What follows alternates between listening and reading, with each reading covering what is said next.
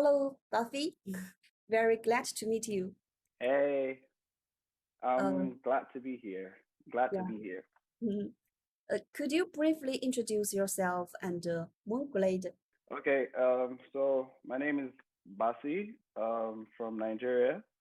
I work with Remark as um, content lead, and regarding Moonglade is like you explained earlier, is a collection that marries the real world with the virtual world and the blockchain. And so it does this by trees planted in Portugal are now tokenized, and so like we take a picture of them and make them real. So we created seeds where people could buy the seeds on the blockchain, and so each seed corresponds to a tree that has been planted. And to make it, because Remark enables a lot of things, right? So one of the things it enables is the fact that an NFT can be revealed to be something else. So like I give you, so like people bought the seeds, right? And so after a period when we got like the trees, when the trees had made like um in a sense, because not all trees that are planted actually make it, like not all seeds rather, not all seeds that are planted become trees. And so some trees, like some seeds die, and so like people who are buying the seeds were either you're going to get a real tree when the reveal phase came along, or you're going to get a spirit tree, which is as a result of, oh, your tree died, but then you still have this spirit on the blockchain. And so the idea for Moonglade was just really because we do a lot of things like in blockchain, right? We're trying to, at least most people who are called to blockchain are called to creating like a better world. At least that's for most people. Some people come to make money. Some people come because they want to make the world a better place. And so when the RM Terra team like reached out to us regarding the reforestation, it seemed like all those ideas that just they fit is like, yes, this makes sense. And it's it's still an NFT collection where you buy it and then you can sell it later, but then there is meaning to it, right? It moves beyond the blockchain. It's real and it's trying to propagate change. It's reducing the carbon footprint of human beings, and so that really appealed to us. Okay, that's very great. Have you always been interested in NFT and nature? Yeah, well, as a company, we've always been, it's NFTs. We created an NFT protocol, right? An advanced NFT protocol. And so we've always been interested in that. And because we're all, in a sense, humans with higher values, right? We're trying to do more than just, make a cool thing and then make money. That's cool. But then what makes it real, what makes it more human, what makes it more humane is this other extension. And so because we're thinking like, how do we expand this? How do we take it into the real world? And so RM Terra just gave us that avenue. It was like, oh, you know, we plant trees and you can tokenize trees. And so that was like, a match made in heaven. And so yeah, we've always been NFT focused. I think we're an NFT company and we care about nature a lot. Yeah, you have just mentioned RM Terra, and could you tell us more about it? Why do you cooperate with them? Okay, so RM Terra is a reforestation initiative in Portugal. Now, the backstory to this is that in Portugal, like somewhere around the second half of the 20th century, in a non-native species of trees, right, eucalyptus was like, what's that word? You know how humans can emigrate into new places and then they take new things with them. And so those seeds came into Portugal and then spread, right? Because they had benefits, I think for either firewood or something, but like they had a benefit and so they spread and they covered everywhere. Now with forest, you always want the forest to be biodiverse. You want the trees to be not just one type of tree, but different types of tree that have complementary, like I don't know, uses or something. But then because eucalyptus was all around Portugal, it fostered like forest fires. So whenever there was a forest fire, it was easier to spread. It was, and then the damage was a lot. I think like 900,000 hectares or so, right? And so over time, most of these trees have burned, right? And then now, like this moment in time is a unique moment because now the land is available for new stuff. And so RM Terra were like a corporate. I'm not sure their structure, but they came together and decided, okay, we can replant this forest. And so we're going to work with. So they work with homeowners, landowners, right, in Portugal, and then go into a 20 to 50-year reforestation lease. So for that period, so they get the land, and for 20 to 50 years, they help regrow the forest there. But not just alone, they do it with the help of the landowners themselves and the communities that are around it.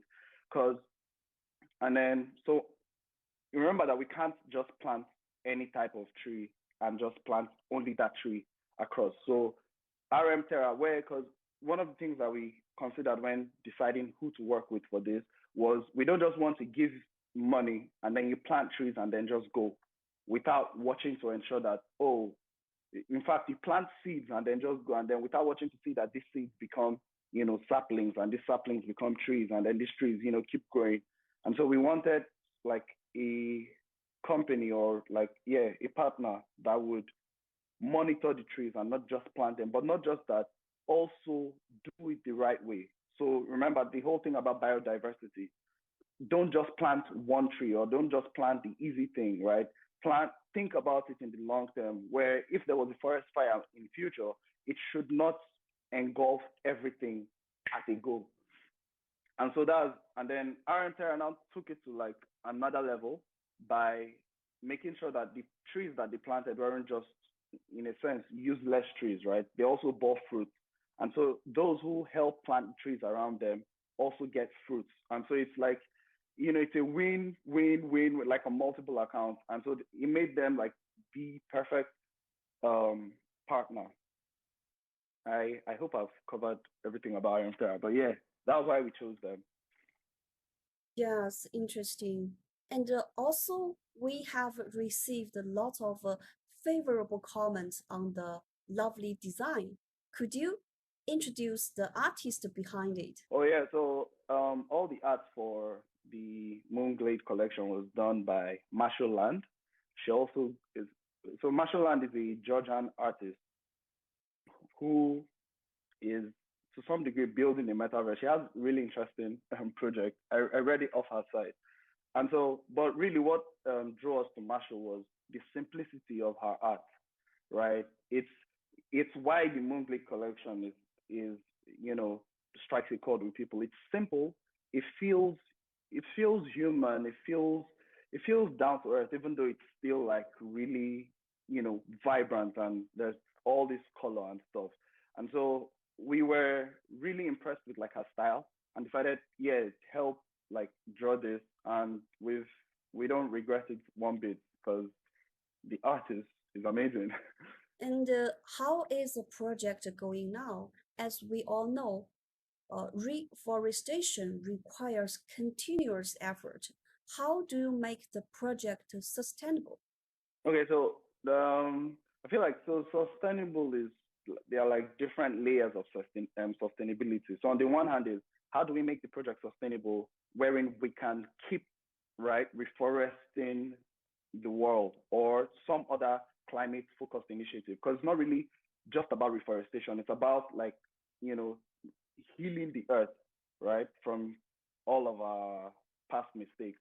And so part of like being sustainable is creating this collection. So Moonglade is sustainable in the sense that at first we put up the money, right? We paid RM Terra to plant these trees, and then when we're sure that okay, these trees were taken and these people were doing what they said they would do, we then decided, okay, now we can like bring other people in on it. So we took the first risk. And so upon confirmation, we sell it. And so sustainable, because now we have the funds to invest into new projects. And then sustainable on the degree of like forest, because you can try to reforest, but it doesn't mean you are going to succeed. And so the difference between succeeding and failing is, do you know what you're doing, or are you working with someone who knows what they're doing? Are you working with someone who knows that you can't just so usually you don't want to plant a non-native species, because in Portugal, for example, I'm guessing 300 years ago or 100 years ago, the eucalyptus, which has burnt now, were not native to Portugal, right? They were imported. And to some degree, maybe that caused the problem. So when you're planting a forest, you have to take into consideration what's going to ensure that the forest survives. And so to answer the question, how is the project going now? We think it's going great, right? People love the art. People have, bought all the seeds. And we're the team is doing the job, is going back and checking, because in future, we're going to be able to have pictures of the plants, the real pictures sent to the NFTs that got so if you bought a seed NFT, your seed NFT will become a tree NFT. But aside that, you also get the resources from the actual tree, right, where it's sent to you. And we feel that that's really cool. That's, it's not just, oh, I bought this, but there's confirmation that this is the thing and it exists out in the real world. So yeah, we say it's going really well. I think what is interesting about Moonglade is the connection between virtual NFTs and objects in the real world. What conditions are required technically to achieve this, and what applications scenarios may be available in the future? I think the first with regards to tokenizing, connecting the real world to the virtual world, the first thing that was missing that has already been is NFTs themselves, right? The ability to have a token that can hold something unique or can represent something unique, anything. Right now, most people are just familiar with it for representing art, either PSP characters but the big picture is that an NFT enables you to tokenize literally anything. You can tokenize code, you can tokenize a house, you can tokenize a stadium, right? And so we feel like in terms of the technology, we already have it. It's the NFTs. That's why we can do Moonglade. But then there's also the other level, because if, for example, I decide, okay, I'm going to tokenize my house, right, and sell it on the blockchain, that's all fine and good. But who enforces that I actually sell it? Because it's possible that someone buys my house as an NFT, but when it's time to get the house, there are stories, right? And so to some degree, we would say maybe to cross that threshold from efficient, in a sense, tokenizing real world assets, would need, maybe we don't need, but we need a layer, an implementation layer, wherein if someone says, oh, if you buy this NFT, you're going to get this real world thing, right? It now belongs to you.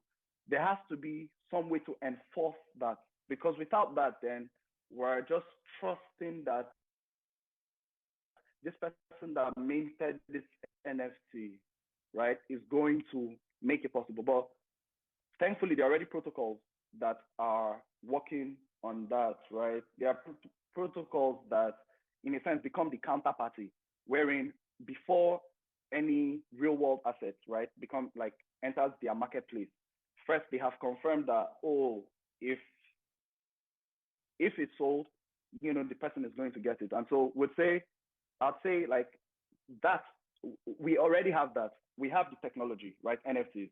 Then Remark just takes it to a whole new level where the relationship between the NFTs are more complex. An NFT can own a new NFT, an NFT can evolve, because without NFTs being able to evolve, we wouldn't have Moonglade, for example, right? Because first we give you seeds and then your seeds become trees. But in static NFTs that we are all familiar with, like a Bored Ape, for example, doesn't evolve. It doesn't change into something new, right? So technology that makes NFTs more flexible, partnered with a layer that ensures that when things transfer, it's real transfer and there is no scamming, then I think that's all we need to tokenize anything. And Moonglade is deployed on Remark protocol. What is so interesting about Remark and Dosama? With recent news swirling around parachains messaging, what do you think will happen? So first, let me take the remark part. Like this question, yeah, excites me. But yeah, let me take the remark part. So imagine, I like to liken in the past, right? We had mainframes, right? Now we have I have on my phone can do so many things, right? But in the past, we had one big, massive mainframe that probably filled up a whole building, and it could only do one thing, right? So the first set of NFTs, the Bored Apes, and that's the technology that powers them, right? You can only ever do one thing. You can only ever represent art, or you can, whatever it is, that is what it is, and it can't change anymore, right? And then Remark says, no, we can do more with NFTs. And so Remark is that layer, or is a protocol that gives, I like to say, gives NFTs superpowers. It enables an NFT to own other NFTs. It enables an NFT to change based on conditions. It enables an NFT to have multiple resources such that, so for example, you have a canaria bird, right? And it's just the bird in graphic form. But then we could also have a resource, right? That is a video of the canaria walking. We could also, or let's take a book, for example. I can tokenize a book. And then this book can also have as an other resource, an MP3, that's the audiobook. It could also have the cover of the book. Now, the difference between a resource and it's not a new NFT, right? Because all these resources are in the one NFT. So that gives more power. It's like the NFTs can now become way more. So they can hold, for example, if my Canaria, I want to move my Canaria into, so there's this metaverse project we have coming up, right? Skybridge. So if I want to move that Canaria into Skybridge, without multi-resource, I would have to create a new NFT because Skybridge is in 2D. It's like pixel based, while Canaria is full 3D. Now I'd have to create a whole new NFT, right? That is 2D based and then link it to that old Canaria NFT. This is without multi-resource. That one Canaria would now have a new resource. So with multi-resource, right, that one NFT can hold the different assets that it needs to be in any place. And so then also Remark enables NFTs to receive emoticons, right? So you can, if you like a picture a lot, you can send a love emoji to it. And anybody who ever sees that picture on the blockchain would always see that emote. Oh, someone emoted on this. And that's not something that's possible with other NFTs. And then there's the last piece of the Lego is that an NFT can become a DAO. So you can break one NFT, right, into fungible tokens and then give it to as many people as you want. And then all those people would now control that NFT. So if we're to decide, oh, should we sell this NFT or not, right? Would have to ask all those people and then they would vote according to the tokens that they have. And if the majority wins, and then that, so it's, again, and all of these things are just Legos, right? We don't know how they are going to be used. They are just tools, which is why I liken it to having, your phone can do so much, right? Think of your phone as a protocol that enables you to tweet, send messages, listen to music, and each of these things is the same building blocks, right? It's just people rearrange them in different ways. And so Remark gives any creator all these NFT building blocks, right?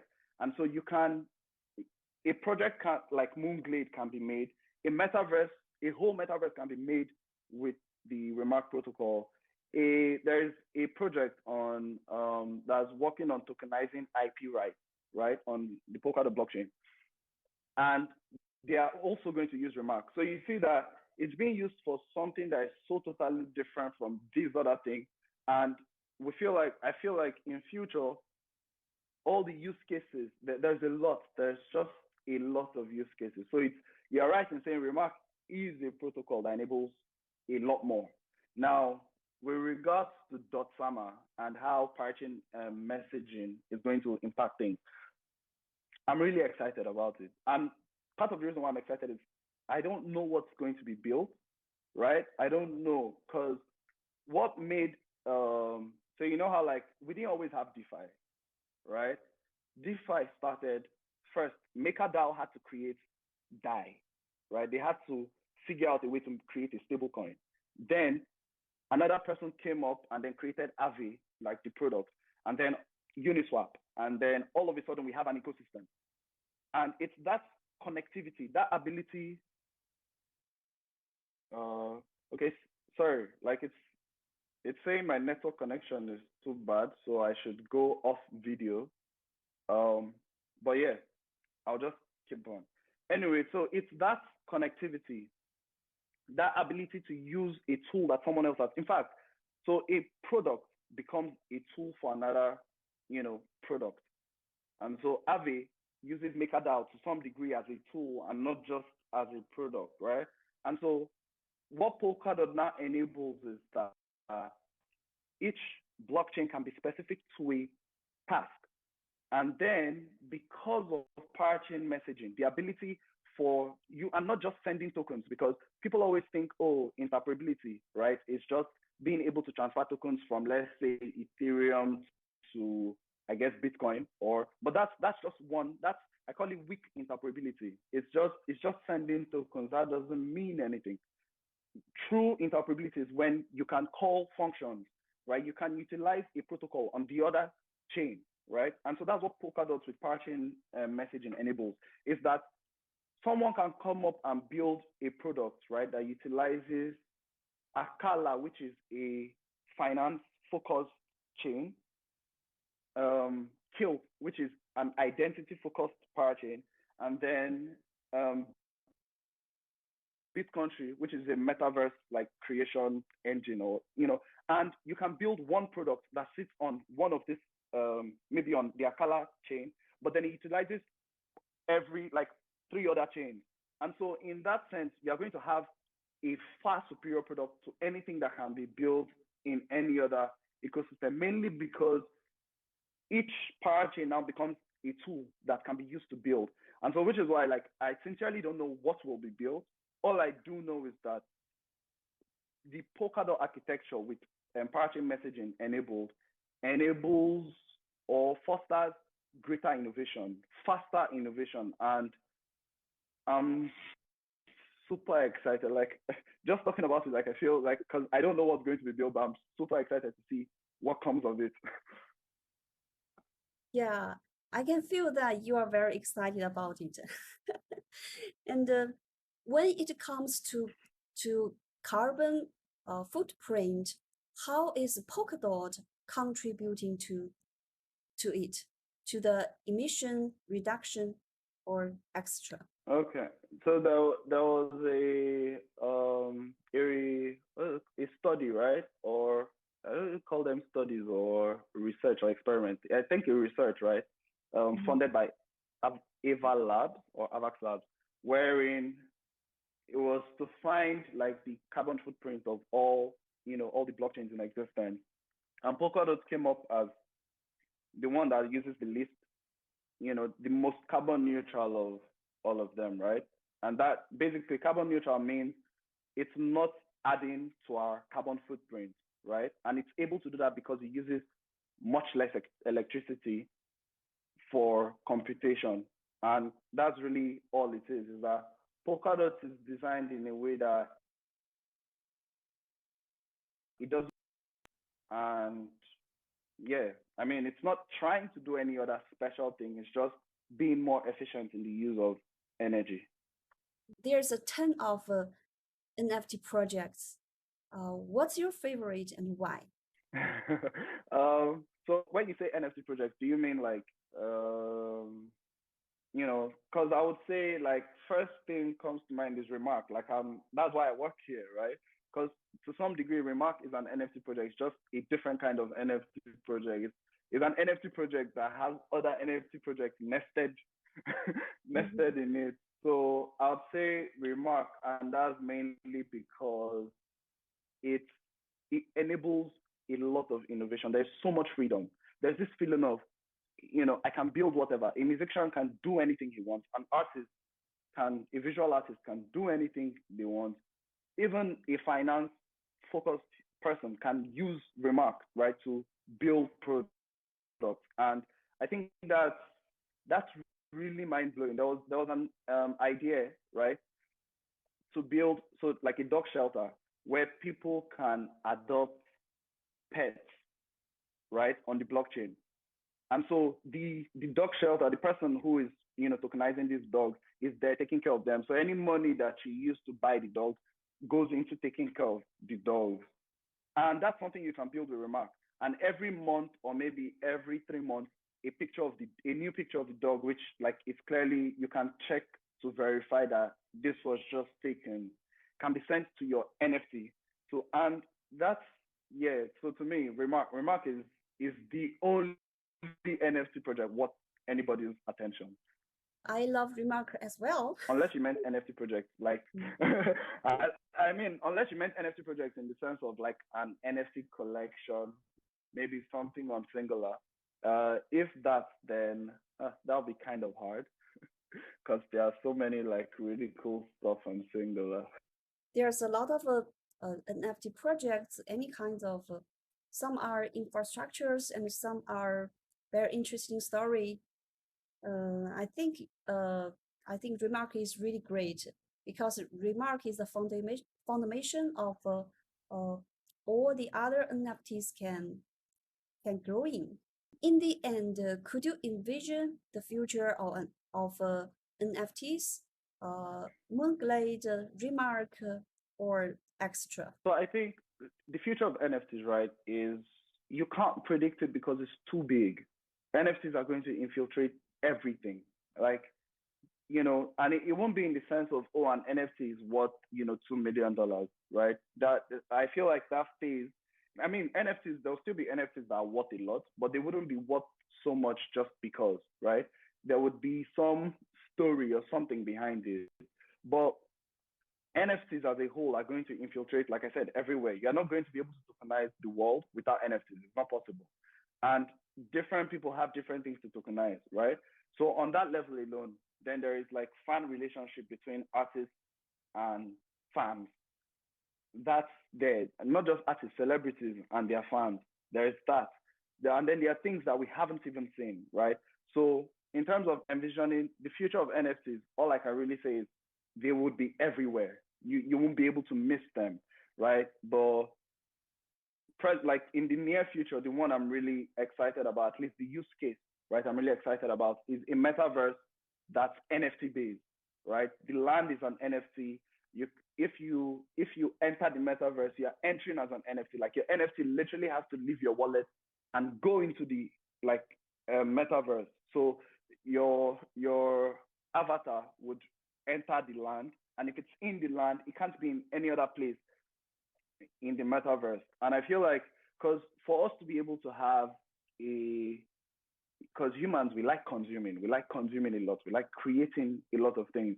But if our creations are always physical, right? If we're consuming physical, then Earth is having to suffer for our, we can't get enough of new things.